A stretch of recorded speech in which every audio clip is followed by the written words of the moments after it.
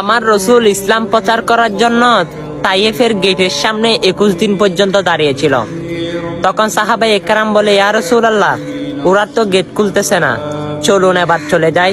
তখন আমার রসুল বলে, যতদিন পর্যন্ত তারা গেট না খুলে আমি এই গেটের সামনে থাকবো, তাদেরকে ইসলামের দাওয়াত দিব। শেষমেশ তাইফের যুবকেরা আমার রসুলকে পাথর মেরে মেরে কত বিক্ষত করেছে।